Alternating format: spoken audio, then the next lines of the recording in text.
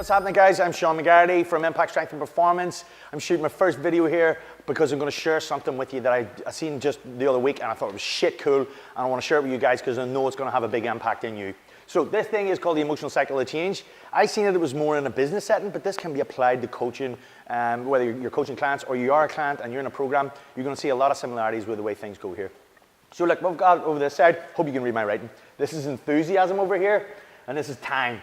So if you think about it, when you're scrolling through Facebook, or you're on a blog, or maybe you're on the internet surfing, and you see something, a shiny object catches your eye, and you have a look at it, and it's maybe a product explaining that if you buy product X, well, it's going to do Y. And it raises these emotions, so it's transferring all this emotion to you. You need this product in your life. This is going to change your life in all of these ways. You're going to get X and Y and Z, and you're going to feel some great, and blah, blah, blah. And what it does is it raises your enthusiasm to a point where you just go, shit, I've got to have that. I've got to have that thing. I've got to have that thing in my life. So right at that time, you have all this enthusiasm built up with the end result that this product is going to do for you, or the experience on the other side that this thing is going to do for you. But you've absolutely no idea how it works or any of it, so you've got uninformed optimism. You're sold on the results, you're sold on the end thing, but you've absolutely no idea how to put it into practice. So this is you here. Then what happens is you come in and they tell you, well, actually, there's some shit you've got to do. And right at that point, you go, what?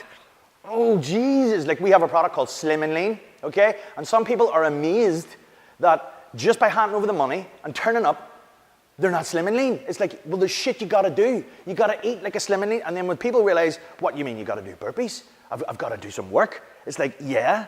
Then it's like, oh, fuck, this isn't for me anymore. So this is where you get informed pessimism.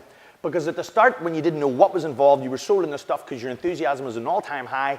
And then here, boom, stuff starts to go south because now you realize that there's some stuff that you got to do, and you're informed about it, and then you're pessimistic and you start to have all these doubts that you're going to be able to do it. Maybe it's going to be too tough. Jesus, I'm going to have to eat chicken and broccoli and white fish and lettuce for the rest of my life.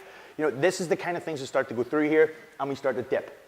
Then what happens to some people is, because we're going over time here, you have to keep on doing this. The program needs consistency. The product needs you to do some stuff.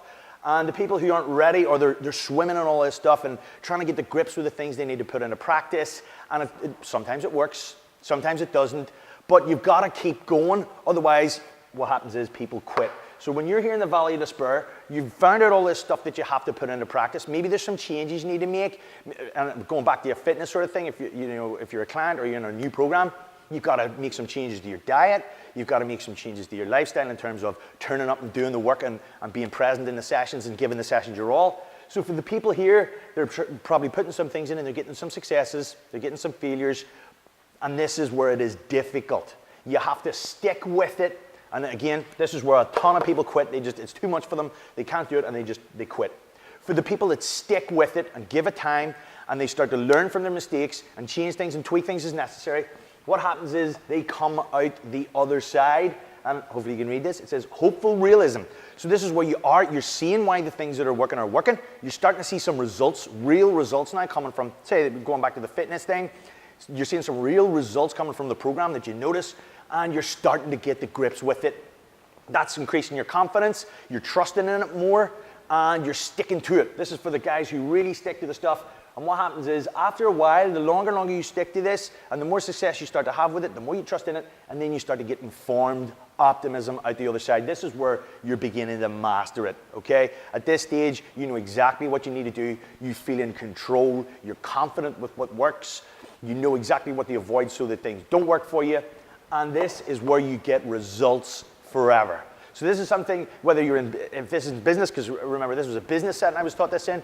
When I seen this, I thought, shit, this is exactly what happens to people who sign up for programs way over here. And then you tell them, yes, you're on a program, but you know, it doesn't work itself. Weights are not going to lift themselves. The food is not going to put itself into your mouth. You have got to eat like a slim and lean person if you want to be slim and lean. If you want to be big and ripped, you've got to do the shit that big and ripped people do. So don't be thinking just because you bought the product, it's going to work all by itself. Mr. Muscle is the best cleaner, I know. But if you don't squirt it on and do some shit, it's not going to clean your house by itself. It doesn't clean anything from being inside the bottle. So this is where we are over here. Then you get the informed pessimism where it's like, oh shit, there's stuff I got to do and it's difficult, and Jesus, burpees are awful and I don't like that food, and all these excuses and stuff. If you stick with it, and you are consistent with the programs and you start to make the changes and you're consistent with it, you will get out the other side. So I hope that's been informative for you. I just thought that was awesome and I needed to share it with you guys. You probably see where this has happened to you as well, whether it's something you bought before, or maybe you can see that where you are in this point in time with the program. And I hope it gives you a wee bit of optimism that there is hope.